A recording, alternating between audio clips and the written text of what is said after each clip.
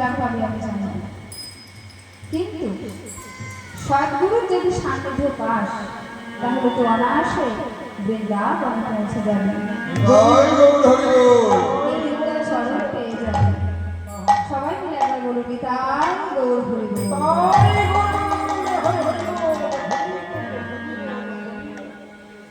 যদা যদা হি ধর্মস্য গ্লানির্ভবতি ভারত অভ্যুত্থানমধর্মস্য তদাত্মাनं সৃজাম্যহम्। পরিত্রাণাय সাধূনাं বিনাশাय চ দুষ্কৃতাं ধর্মো সংস্থাপনাर्थाय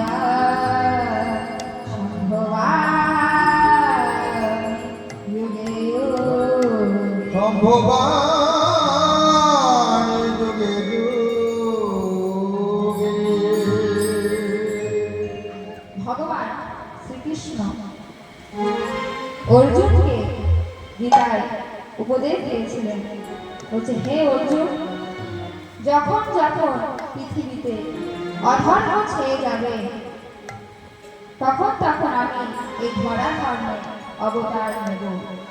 অবতার নিয়ে সাধু গুরু বৈষ্ণবের উদ্ধার করে পাপীদের বিনাশ করে আমি পুনরায় ধর্ম স্থাপনা করব।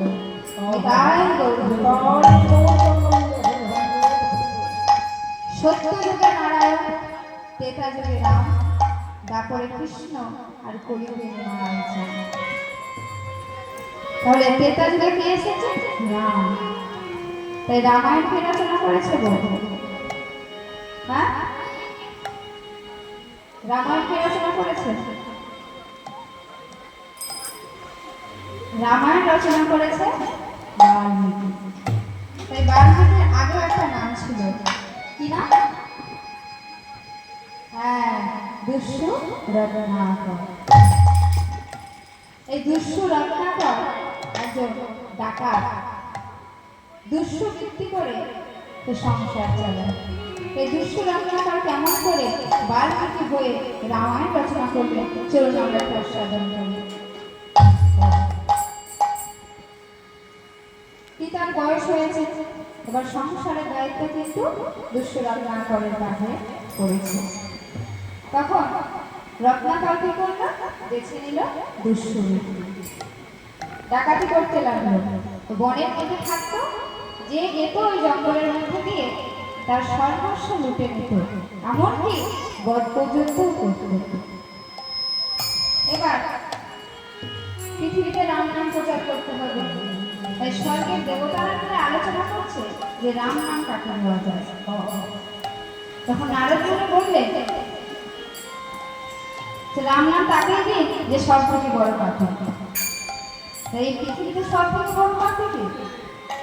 তখন বললেন যে এমন পাখি একজনই আছে, সে হলো দুষ্য রত্নাকর। বলছে এমন কোনো কাজ নেই যে সে করেনি। গো হত্যা, পশু হত্যা, নারী হত্যা, সমস্ত পাপই সে করেছে। তাই রাম নাম তাকেই দেওয়া হোক। এবার ব্রহ্মদেবা নারদ মুনি চলে আসছে ছদ্মবেশে জঙ্গলের মধ্যে, আর রত্নাকর গাছের ডালে চুপ করে বসে আছে। এবার জঙ্গলের ভিতর দিয়ে চলে আসছে। তখন রত্নাকর দূর থেকে দিয়েছে, ওই তো দুজন সন্ন্যাসী আসছে।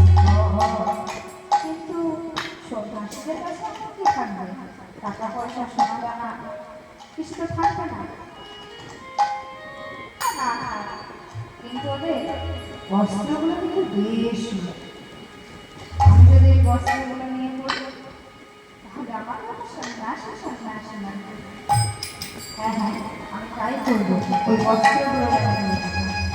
এবার যেই না কাছে এসেছেন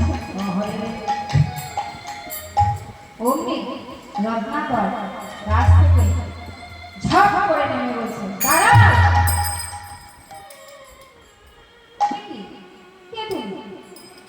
এইভাবে আমাদের রাস্তা পেছো কেন? আমি হলাম রত্নাকর।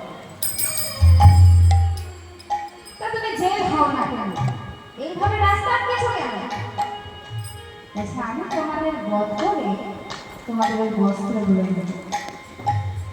তখন ব্রহ্মদেব নারদকে বলছেন, তবে তুমি এক কাজ করো, আমাদেরকে এমন স্থানে বধ করো যেখানে আমাদেরকে দেবতা বলবে কোনো পশুপাখি জীবজন্তু মারা না যায়।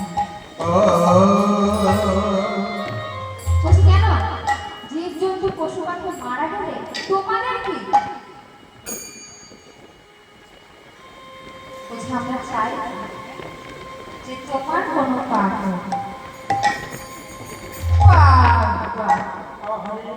তোমাদের পাপ করেছি আমি, যে অবধি পাপ করেছি সেই অবধি আমি ঘুরতে এসেছি। তুমি যেহেতু পাপ করেছো, কখনো কি ভেবে রেখেছ যে তোমার পাপের ভাগ নেবে? আমার পরিবার নেবে এই সমস্ত পর্বত আমি নিজের করবো। আচ্ছা, তোমার পরিবার নেবে, একবার যাও গিয়ে দেখে এসো কে তোমার পাপের ভাগ নিতে চায়। ও খুব ভালো কথা, আমি যাই আর অমনি তোমরা এখান থেকে চলে যাও না? তা হবে না। শোনো রত্নাকর, আমরা যদি মনে করি এখান থেকে চলে যাব, তোমার সাধ্য নেই আমাদেরকে আটকে রাখা। তবুও যদি তুমি বিশ্বাস না করো, তাহলে এক কাজ করো, আমাদেরকে ওই গাছের সঙ্গে লতাপাতা দিয়ে বেঁধে রাখো। এবার লতাপাতা দিয়ে বেঁধে রেখে দুষ্ট রত্নাকর ছুটতে ছুটতে গৃহে প্রবেশ করবে। গৃহে গিয়ে বলছে, কি হলো? আমি আপনার কাছে একটা প্রশ্ন নিয়ে এসেছিলাম। কি প্রশ্ন? আমি যে এই সমস্ত কর্ম করি, আমি এই কর্ম করে যা কিছু পাই সব তো আপনাদের সেবায় লিখিত। তো কি হয়েছে? আপনি তো অসম্ভব, তোমার পাপের ভাগ আমি কেন নিতে যাব? এই সমস্ত কর্ম করে আপনাদের সুযোগ করেছি। শোনো রত্নাকর, যখন তুমি শিশু ছিলে তখন যদি আমি কোনো পাপ কর্ম করতাম, সেই পাপের ভাগ তুমি নিতে। কিন্তু তখন তো আমি শিশু ছিলাম, তাহলে আমার কর্ম করে শোনো রত্নাকর, আজ ঠিক তার বিপরীতটা। এখন আমার বয়স হয়েছে, তাই আমি তোমার কাছে পুত্র সমান আর তুমি আমার কাছে পিতা সমান। তাই তোমার পাপের ভাগ আমি নিতে পারবো না। রত্নাকর মনের দুঃখে সেখান থেকে নিরাশ হয়ে তার মাতার কাছে জিজ্ঞাসা করছে। মাতার কাছে গিয়ে সেই একই প্রশ্নের পাপের ভাগ হতে চায়। সেখান থেকে নিরাশ হয়ে কাছে গিয়ে জিজ্ঞাসা করছে। বলছে, স্বামী, আমি তোমার পাপের ভাগ নিতে পারবো না, কিন্তু তুমি যদি কোনো পুণ্য করে থাকো সেই পুণ্যের ভাগ আমি নেব। মনে দুঃখে কাঁদতে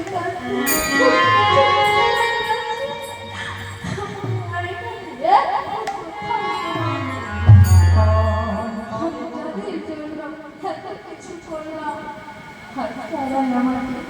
এইভাবে তুমি ছেড়ে দিও। না না না, আমি আর এক মুহূর্ত এখানে থাকবো না। দুষ্ট ছুটতে ছুটতে গিয়ে আছাড়